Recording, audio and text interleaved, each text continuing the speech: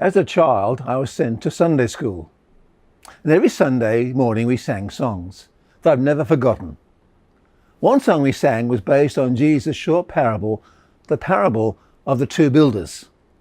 The song begins, and we sang it with actions, that the wise man built his house upon the rock. The wise man built his house upon the rock. The wise man built his house upon the rock, and the rain came tumbling down. The next verse tells us about the foolish man who built his house upon the sand. And then the last verse of the children's song tells us the meaning of the parable. So, build your life on the Lord Jesus Christ, and the blessings will come down. This song taught me that Jesus is my rock. And if I build my life on him, then my life will be full of blessing.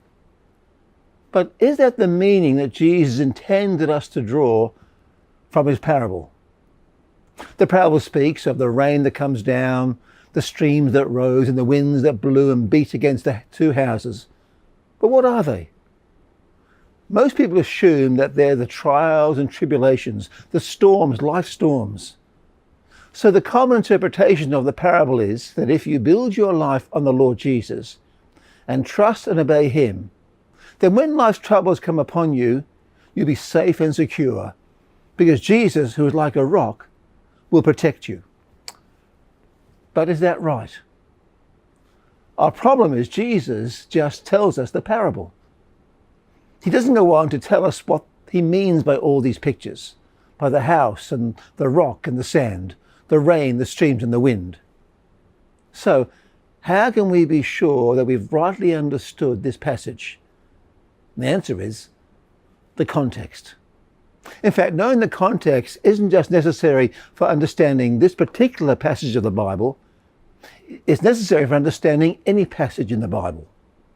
Actually, it's necessary for understanding anything that's said or written.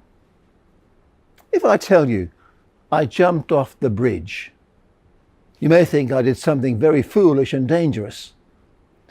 But if you heard me say, I was riding a horse and the horse's name was the bridge, and I jumped off the bridge, well then my words in context have a very different meaning.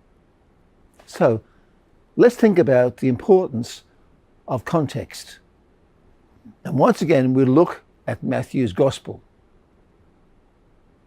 The parable of the two builders is the climax of Jesus' Sermon on the Mount, recorded for us in Matthew chapters 5 to 7.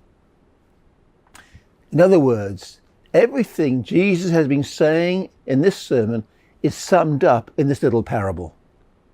So we need to begin by looking briefly at the whole sermon. In fact, our look at the context begins in chapter 4. We saw in the last session that Jesus has been commissioned and prepared for his ministry. And now he's begun preaching and calling disciples. And his preaching is a word of grace. We read in chapter 4, verse 16, the people living in darkness have seen a great light. So, Jesus is now teaching those who've come out of darkness and into the light, telling them how they should live in response to the salvation God has graciously given to them. Matthew then tells us that while crowds were following him, his disciples came to Jesus and he began to teach them. Chapter 5, verses 1 and 2. So the Sermon on the Mount is addressed primarily to Jesus' disciples. And Jesus begins by calling the disciples blessed, because they're poor in spirit, pure in heart, hungry for righteousness, persecuted. They are men and women who know their desperate need for God and trust in him. But they're also salt and light. And Jesus says, let your light shine so people will see your good deeds. So salt and light are metaphors for our good deeds which lead people to glorify God.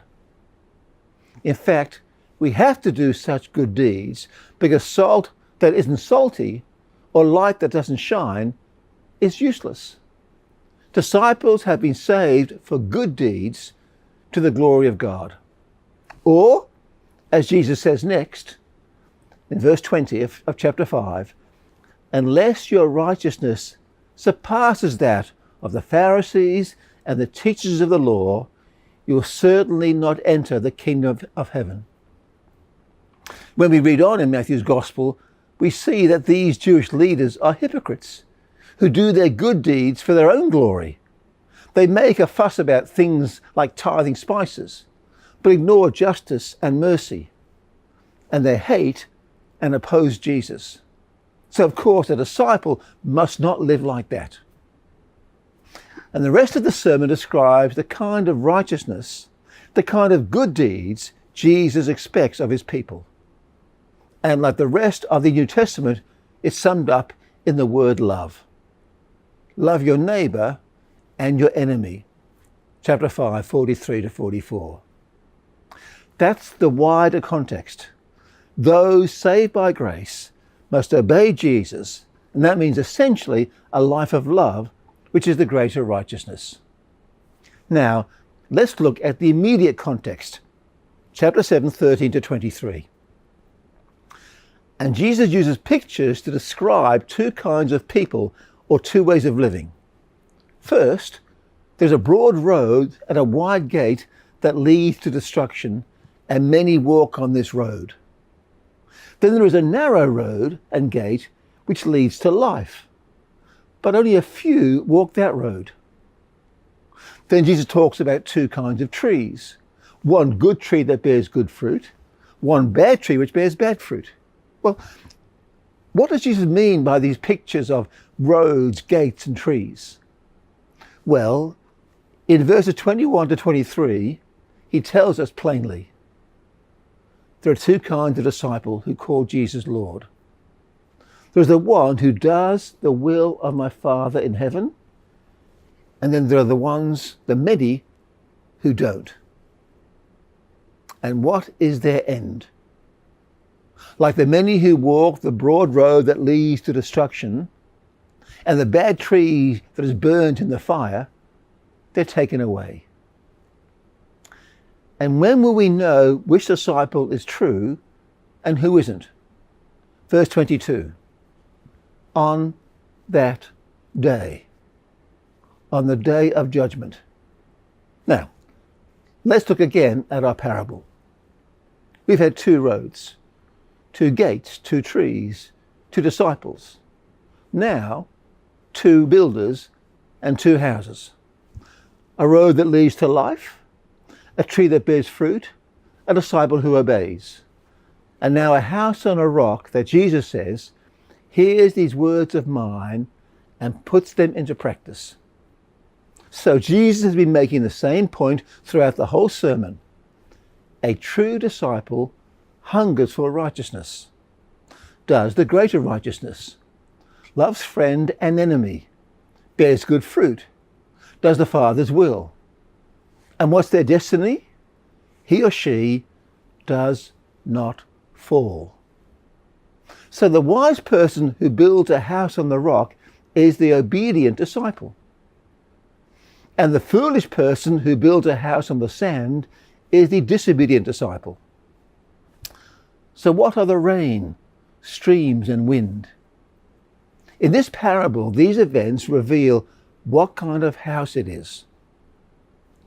What has Jesus just said in the immediate context about when we know what kind of disciple is true and obedient? On that day.